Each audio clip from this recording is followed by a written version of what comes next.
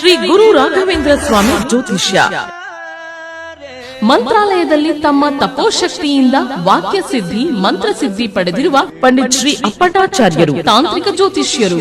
ಶ್ರೀ ಸಾಯಿಬಾಬಾ ಹಾಗೂ ರಾಘವೇಂದ್ರ ಸ್ವಾಮಿಯ ಆರಾಧಕರು. ನಿಮ್ಮ ಸಮಸ್ಯೆಗಳ ಪರಿಹಾರಕ್ಕೆ ಇಲ್ಲಿದೆ ದಿವ್ಯ ಮಾರ್ಗ. ಡಿವೋರ್ಸ್ ಪ್ರಾಬ್ಲಮ್, ಅನಾರೋಗ್ಯ, ಪ್ರೇಮ ವಿಚಾರ, ಸಂತಾನ, ಸಾಲಬಾಧೆ, ಕೋರ್ಟ್ ಕೇಸ್, ವ್ಯಾಪಾರ, ಮಾಟ ಮಂತ್ರ ತಡೆ, ಶತ್ರುಕಾಟ, ಕೌಟುಂಬಿಕ ಕಲಹ, ಇನ್ನೂ ನಿಮ್ಮ ನಿಗೂಢ ಗುಪ್ತ ಸಮಸ್ಯೆಗಳಿಗೆ ಶ್ರೀ ರಾಘವೇಂದ್ರ ಸ್ವಾಮಿಯ ಮೂಲ ಬೃಂದಾವನ ರಹಸ್ಯ ಬಲಿಷ್ಠ ಪೂಜಾ ಶಕ್ತಿಯಿಂದ ಕೆಲವೇ ದಿನಗಳಲ್ಲಿ ಶಾಶ್ವತ ಪರಿಹಾರ ಶತಸಿದ್ಧ. ವಿಶೇಷ ಸೂಚನೆ: ಅಲ್ಲಿ ಇಲ್ಲಿ ಕೇಳಿ ಎಲ್ಲೂ ಪರಿಹಾರವಾಗದ ನಿಮ್ಮ ಸರ್ವ ಸಮಸ್ಯೆಗಳಿಗೆ ಇಲ್ಲಿದೆ ದಿವ್ಯ ಮಾರ್ಗ. ನಂಬಿಕೆಟ್ಟವರಿಲ್ಲವೋ ಈ ರಾಯರ.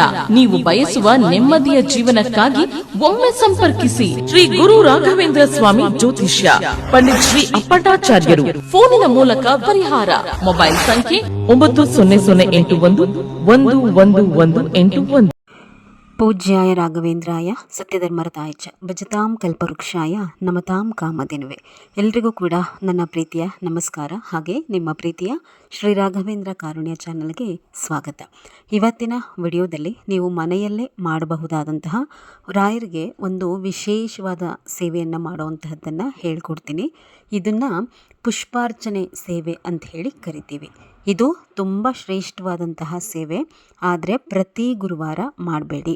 ಯಾವುದಾದ್ರೂ ಒಂದು ವಿಶೇಷವಾದಂತಹ ಗುರುವಾರ, ಅಪರೂಪಕ್ಕೆ ಒಂದು ತಿಂಗಳಿಗೆ ಒಂದು ಸಾರ್ತಿನೋ, ಒಂದೂವರೆ ತಿಂಗಳಿಗೆ ಒಂದು ಸಾರ್ತಿನೋ ಆ ರೀತಿ ಮಾಡಬಹುದು. ಆದರೆ ತುಂಬ ಒಳ್ಳೆಯ ಫಲಗಳು ಇರುತ್ತೆ. ಇದಕ್ಕೆ ನಿಮಗೆ ಈ ಸೇವೆ ಮಾಡಲಿಕ್ಕೆ ಇನ್ನೇನು ಇಲ್ಲ, ಒಂದು 3 ರಿಂದ 5 ತರಹದ್ದು ಬಿಡಿ ಹೂಗಳು ಬೇಕಾಗುತ್ತೆ. ಒಂದು ತಟ್ಟೆ ತಗೊಂಡು ಆ ತಟ್ಟೆಯಲ್ಲಿ 3 ರಿಂದ 5 ತರಹದ ಬಿಡಿ ಹೂಗಳನ್ನ ಬೆರೆಸಿ ಇಟ್ಕೊಳ್ಳಿ. ಅದಕ್ಕೆ ಸ್ವಲ್ಪ ಅಕ್ಷತೆಯನ್ನು ಕೂಡ ಹಾಕಿಟ್ಕೋಬೇಕು. ಹಳದಿ ಅಕ್ಷತೆಯನ್ನು ಹಾಕಿಟ್ಕೊಳ್ಳಿ.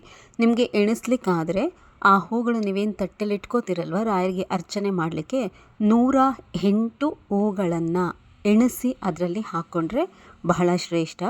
ಅದರಲ್ಲಿ ರಾಯರು ಬಹಳ ವಿಶೇಷವಾಗಿ ಇಷ್ಟಪಡುವಂತಹದ್ದು ಅಂದರೆ ಪಾರಿಜಾತ ಹೂಗಳು. ಆ ಪಾರಿಜಾತ ಹೂಗಳು ಸಿಕ್ಕರೆ ತಪ್ಪದೇ ನೀವು ಅದನ್ನು ಅರ್ಚನೆ ಮಾಡುವಾಗ ಬಳಸ್ಕೊಳ್ಳಿ. ಇನ್ನು ಇದನ್ನು ಗುರುವಾರ ನೀವು ಮಾಡೋದಕ್ಕಿಂತ ಮೊದಲು ರಾಯರ ಪೂಜೆಯನ್ನು ಮನೆಯಲ್ಲಿ ಮುಗಿಸಿರಬೇಕು. ರಾಯರ ಮುಂದೆ ತುಪ್ಪದ ದೀಪವನ್ನು ಹಚ್ಚಿಟ್ಟು ಅಗರಬತ್ತಿ ಧೂಪ ಎಲ್ಲ ತೋರಿಸಿದ್ದು ಆದಮೇಲೆ ಈ ಪುಷ್ಪಾರ್ಚನೆ ಸೇವೆಯನ್ನು ಮಾಡಬೇಕು.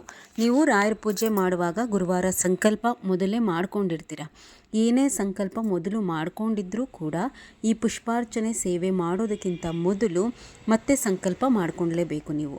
ಅಂದರೆ ಬಲಗೈಯಲ್ಲಿ ಸ್ವಲ್ಪ ನೀವೇನು ಹೂಗಳನ್ನು ಅರ್ಚನೆ ಮಾಡಲಿಕ್ಕೆ ಇಟ್ಕೊಂಡಿರ್ತೀರಲ್ವ, ಆ ಹೂನಲ್ಲೇ ಸ್ವಲ್ಪ ಹೂಗಳನ್ನು ತೆಗೆದು ಬಲಗೈಯಲ್ಲಿ ಹಿಡ್ಕೊಂಡು ಏನೇನೆಲ್ಲ ಇಷ್ಟಾರ್ಥಗಳು ಅಥವಾ ಮನೆಯಲ್ಲಿ ಕಷ್ಟ ಇದೆ ಎಲ್ಲವನ್ನು ಹೇಳಿಕೊಂಡು ರಾಯರಿಗೆ ಈ ಸೇವೆಯನ್ನು ಪ್ರಾರಂಭ ಮಾಡಿ.